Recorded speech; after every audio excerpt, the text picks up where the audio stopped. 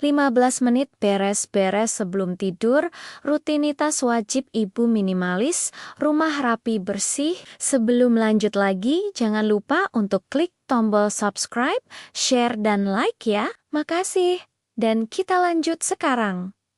Halo bunda semua. Semoga semuanya sehat selalu ya. Bayangkan jam 11 malam dan kita baru saja mau memejamkan mata tapi tiba-tiba kaki tersandung mainan balok plastik yang rasanya lebih sakit daripada dikhianati janji diskon palsu. Fenomena rumah berantakan pasca anak-anak tidur itu sudah jadi pemandangan horor nasional yang bikin tensi naik lebih cepat daripada harga cabai di pasar. Padahal menurut artikel dari laman kesehatan mental populer, lingkungan yang kacau di malam hari bisa meningkatkan hormon kortisol alias hormon stres yang bikin kita bangun tidur dengan perasaan ingin marah pada dunia. Itulah kenapa rutinitas 15 menit beres-beres sebelum tidur.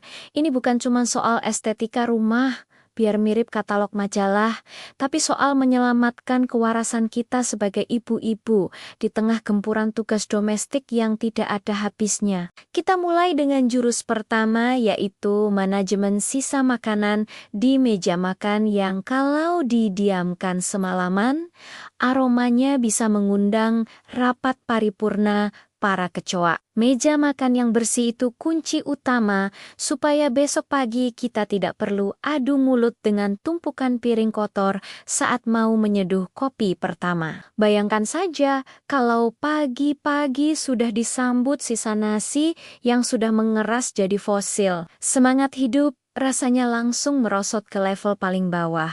Jadi cukup 5 menit saja untuk mengelap meja dan memastikan tidak ada remah-remah kerupuk yang berceceran supaya dapur terasa seperti zona damai, bukan area bekas tawuran. Selanjutnya kita bergerak ke area ruang tengah yang biasanya sudah berubah fungsi menjadi pameran tunggal koleksi mainan anak dari berbagai era. Tips paling logis adalah menyediakan satu keranjang besar sebagai lubang hitam tempat membuang semua barang yang berserakan tanpa perlu memikirkan pengelompokan yang rumit. Kalau kita memaksa menyusun balok berdasarkan warna di jam 11 malam, itu namanya mencari penyakit dan bukan beres-beres, namanya melainkan siksaan batin. Masukkan saja semua boneka dan mobil-mobilan itu ke dalam satu wadah.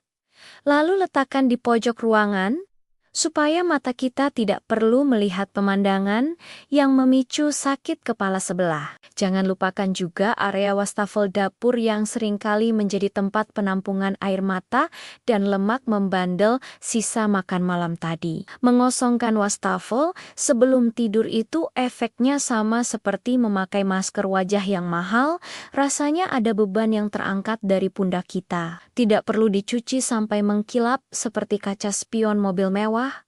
Cukup pastikan tidak ada piring yang berenang di air rendaman yang sudah dingin. Melihat wastafel kosong itu memberikan sugesti bahwa kita sudah menyelesaikan satu babak kehidupan dengan kemenangan mutlak atas kotoran yang mencoba menjajah dapur kesayangan kita. Setelah urusan dapur aman, mari kita beralih ke sofa yang biasanya tertutup oleh tumpukan cucian bersih yang sudah 3 hari tidak kunjung bertemu dengan lemari. Ibu minimalis tahu betul bahwa melipat semua baju itu tugas berat. Jadi setidaknya rapikan bantal sofa dan lipat 1 atau 2 selimut yang tergeletak sembarangan. Sofa yang rapi adalah undangan terbuka untuk kita bisa duduk sejenak, menarik napas tanpa harus merasa bersalah, melihat gunungan kain. Ini bukan soal rajin atau tidak,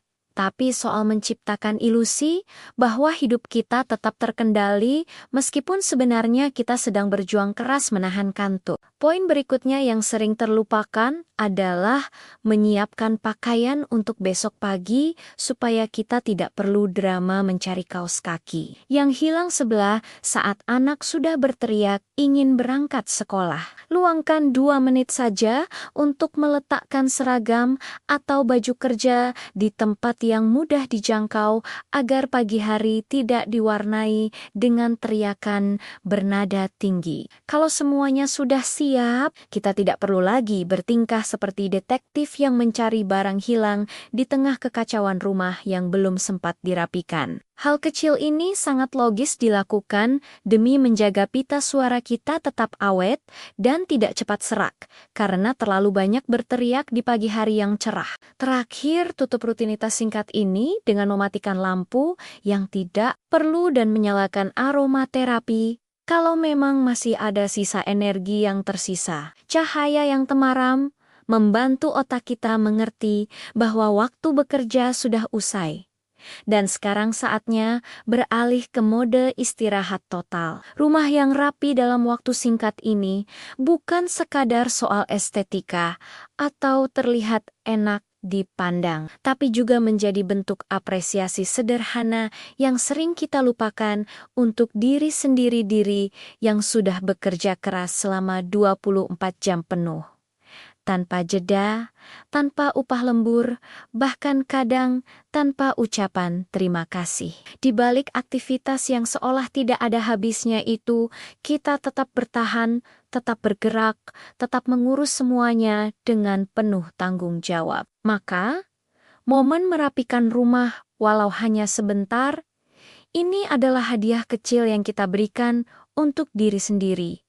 Sebagai tanda bahwa usaha kita layak dihargai, kita berhak mendapatkan suasana yang tenang, nyaman, dan menenangkan sebelum akhirnya merebahkan tubuh dan hanyut dalam mimpi. Bayangkan betapa leganya hati ketika lampu mulai diredupkan, udara terasa lebih ringan, dan pandangan tidak lagi dipenuhi oleh tumpukan barang yang menunggu dibereskan. Tidak ada lagi cucian yang seolah melambai-lambai memanggil perhatian dari sudut ruangan. Tidak ada beban pikiran yang ikut terbawa ke dalam tidur. Yang ada hanya rasa cukup, rasa lega, dan perasaan damai. Karena kita tahu hari ini sudah kita jalani dengan sebaik mungkin, kesimpulan dari semua keributan singkat 15 menit ini adalah bahwa kerapian bukan tentang kesempurnaan, melainkan tentang memberikan ruang untuk bernapas bagi jiwa yang lelah. Memang rumah tidak akan berubah menjadi istana dalam sekejap, tapi setidaknya kita tidak akan bangun tidur dengan perasaan kalah sebelum berperang melawan tugas rumah tangga. Mari kita bangun optimisme bahwa menjadi ibu yang bahagia itu dimulai dari lingkungan yang mendukung kenyamanan pikiran kita sendiri. Semoga dengan rutin melakukan langkah kecil ini, kita bisa lebih tenang dan menyadari bahwa rumah yang rapi adalah cerminan hati yang damai. Terima kasih sudah menemani curhat dan ceritaku sampai akhir. Sampai ketemu lagi di episode video berikutnya. Salam semangat Bunda semua.